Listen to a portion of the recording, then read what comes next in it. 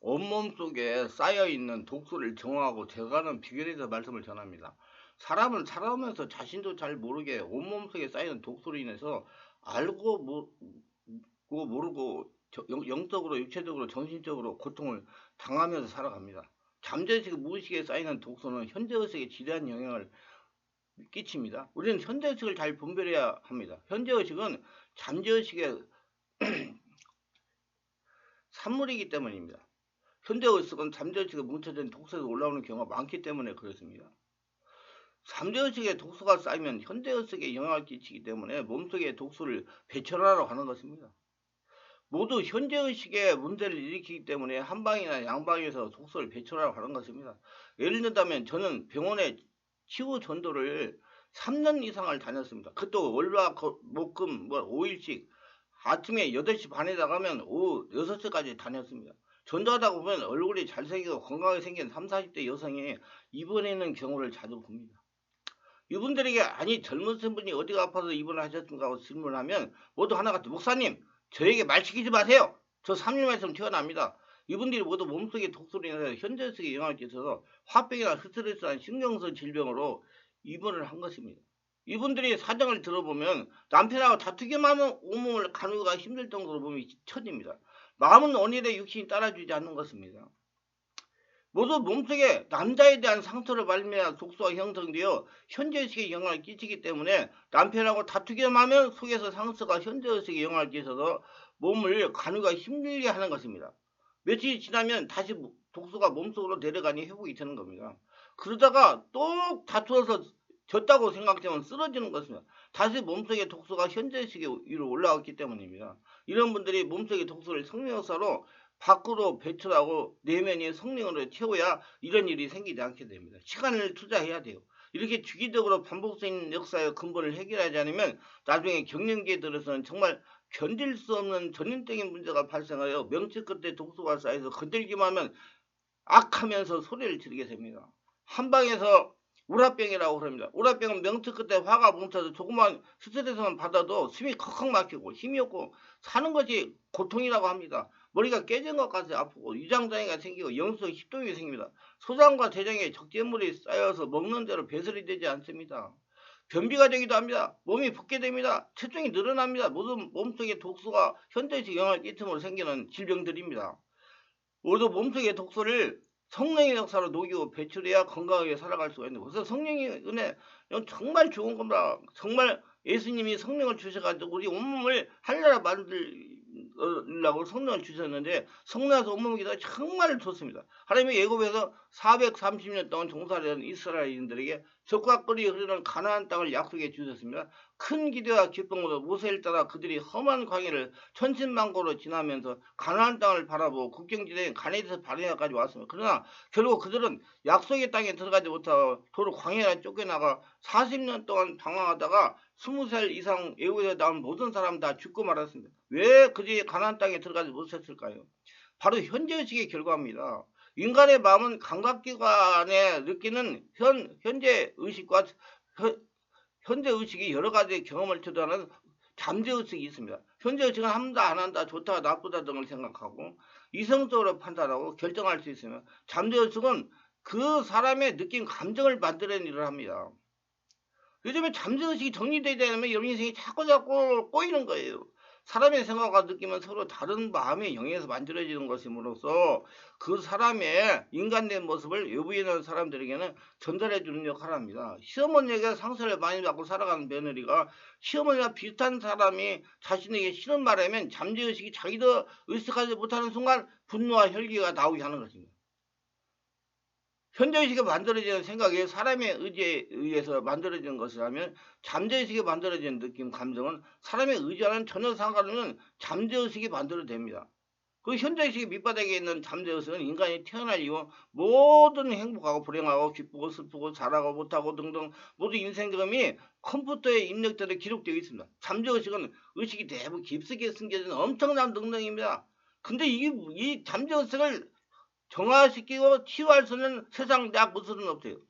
반드시 성령이 세례받고 성령의 깊은 역사가 일어나야 잠재에서 무엇이 정화가 되고 떠나가는 겁니다. 그래서 신앙생활이 정말 좋은 거예요. 어린아이가 태어나면 무엇이 선하고 악한지를 옳고 그른지를 모릅니다. 틀린지도 몰라요.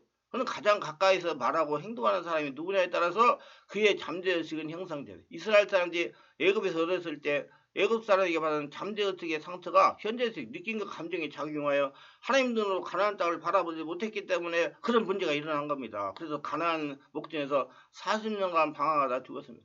하나님 눈으로 못 보니까 자기가 모든 걸 다 해야 되니까 불안 두려움이 찾아오니까 하나님의 생각이 안 나가. 영적인 생각이 자기가 해야 된다는 생각으로 딱 두려움에 사로잡히니까 모든 걸 자기가 해야 되니까 가보니까 하나님 말씀하는 거 틀리거든요. 그러니까 전부 다 악을 쓰고 사람들에게 그 심령에 있는 것을 그대로 전하니까 모든 사람들이 다 분노해가지고 결국에는 다 죽고 말하잖습니까. 그래서 가난한 목전에 40년간 방황하다가 죽어갔습니다. 잠재의식이 현재의식이 영향을 끼쳐서 부부관계에 좋지 못하던 여집사의 잠재의식 독소를 배출하는 간증입니다. 저는 서울 강남에서 큰 암흑의 교회 섬기는 정암흑의 집사입니다. 저는 남자에 대한 상처로 고생하다가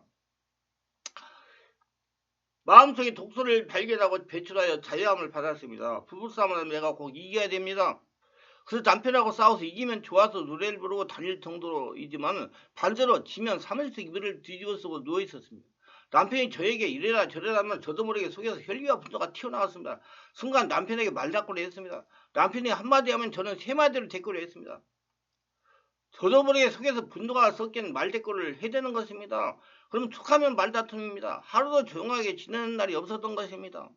이렇게 남편하고 말다툼하고 나면 속이 쓰리고 가슴이 답답해서 살 수가 없는 지경으로 발전했으면 밤에 잠도 제대로 못 잤습니다. 남편이 참을성이 있어서 참아서 망정이지 그렇지 못했으면 이혼을 해도 몇 번을 했을 것입니다.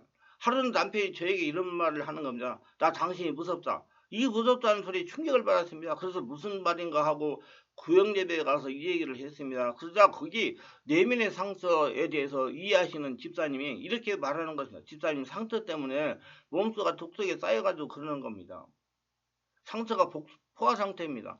깊은 차원의 치유를 받으면서 몸속의 독소를 배출해야 해결이 될 것입니다. 그래서 수소문하여 충만한 게 내적주의 세미나에 참석을 했습니다. 내적 세미나에 참석하여 강 목사님의 얘기를 들으면서 문득문득 떠오르는 것이 있었습니다. 그는 나의 어린 시절입니다. 저의 가정은 전통적인 유교 가정입니다. 근데 어머니가 아버지에게 꼭 쥐어서 꼼짝을 못합니다. 천원을 들려고 해도 승낙을 받아야 됩니다. 그것뿐만 아니라 내가 여자라는 이유로 공부를 시키지 않는 것입니다. 딸 시집가면 그만 이제 공부를 시켜서 무엇 하냐? 중학교만 나오면 이제 그러면 오빠 남성은 모두 대학까지 다 다니겠습니다. 내가 억지를 부려가지고 고등학교를 나왔습니다. 내가 여기에서 상처받은 것입니다. 상처받은 것을 해결하지 못하니 몸속에 독소가 되어 불화가 응어리가 맺혀가지고 부부관계를 파기하려고 한 겁니다. 아버지로부터 여자로 무시를 많이 당했습니다. 그래서 나는 어려서부터 내가 시집을 가면 절대로 남편에게 쥐어 살지 않는다. 이렇게 어떻게 해서라도 이겨먹고 살겠다. 이런 마음이 무의식에 자리 잡아 남편하고 싸울 때 죽기 살기로 덤벼서 이기면 좋고 지면 3일씩 누워있었던 것입니다. 그래서 치유 과정에서 아버지를 용서하기로 결정을 하고 치유를 받으러 오겠습니다. 목사님이 기도 시간에 기도가 깊어지면 최근에 일어난 비정상적인 사건을 가지고 성령에게 물어보라고 했습니다. 성령이 나의 상태를 솔직하게 알리면서 기도를 했습니다. 내가 왜 남편을 이기고 살려고 하는데 근본을 알려주세요. 왜 남편하고 다퉈서 이기면 좋아서 노래를 부르고 다니고 지면 며칠씩 이불을 덮어 뒤집어 쓰고 누워 있습니까? 한 20분간 기도를 한 것 같습니다. 기도가 어느 정도 깊어졌어요. 성령께서 환상을 보게 하셨습니다. 남편하고 다투는 환상입니다. 다투다가 이겼습니다. 내가 아주 기분이 좋아서 하는 모습이 보였습니다. 또 다른 환상이 보여주셨는데 내가 남편하고 다투고 나서 이불을 뒤집어서 누워있는 모습이 보이는 겁니다. 또 환상을 보였습니다. 아버지가 어머니를 무시하는 모습입니다. 다른 환상을 보였습니다. 오빠가 대학을 간다고 하는데 내가 부러워서 어쩔 줄 모르는 모습을 보여주었습니다. 또 다른 환상을 보였습니다.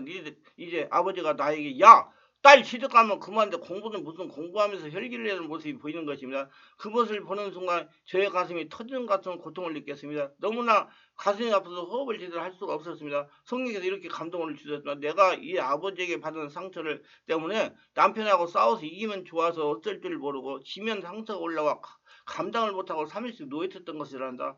내가 이 상처를 해결하지 못하면 남편과의 관계가 더 악화될 것이다. 너의 건강에 더 문제가 생길 것이다. 아버지를 용서하라. 아버지를 향한 응어리를 전부 다 나에게 다오. 내가 아버지를 벌주겠다. 그러시는 것이다. 그래서 울면서 아버지를 향한 분노를 다 토설했습니다. 울면서 감정을 다 토설하며 한참을 울었습니다. 목사님이 안수를 해주셨습니다. 울고 나니 기침이 사정없이 나왔습니다. 막 뒹굴면서 기침을 한참 하고 나니까 마음이 좀 편안해졌습니다. 이렇게 예측지우 세미나를 마치고 집에 돌아갔습니다. 집에 돌아가서 마음이 편안하지는 않았습니다. 그래서 남편을 출근하고 아이들을 학교에 보낸 다음에 거실 소파에 앉아 기도를 하기 시작을 했습니다. 그렇게 기도를 하길래 한 두달간 했으면 깊은 임재 가운데 치유를 받았으면 다행히 충만한 게 매주 집에 가서 필요할 때 가서 안수도 받고 은혜도 받았습니다. 점점 마음이 편안해져서 근데 중요한 것은 남편이 싫은 소리도 분노가 나오지 않는다는 겁니다. 남편에게 용서를 빌었습니다. 그래서 남편과 관계가 회복이 되었습니다. 내가 네트워크를 통하여 체험한 것은 모두 성도가 네트워크를 받아야 된다는 겁니다. 모든 사람이 내면의 상처가 있다는 거예요. 없다는 사람은 교만한 겁니다. 그리고 교회 다닌다고 치유가 되지 않는다는 겁니다. 반드시 성령의 은혜로 성령의 역사로 전문적인 치유를 받아야 된다는 겁니다. 전문적인 치유를 받은 후에 깊은 성령의 온몸 기도 가운데 스스로 지속적으로 치유를 한다는 것입니다. 상처는 쉽게 치유되지 않더라는 것을 깨달았으면 매일 성령의 지배 가운데 온몸 명예 기도를 하면서 치유를 한다는 것입니다. 상처는 반드시 치유가 된다는 것이에요. 상처에 대해 알고 치유받게 하시고 기도하게 하시고 성령으로 은혜를 받게 하시고 영적으로 변하게 하시고 우리 가정 부부 관계를 회복하게 해준 하나님께 감사를 드립니다. 유익하셨다면 구독, 좋아요, 알림 설정, 공유를 부탁합니다. 감사합니다.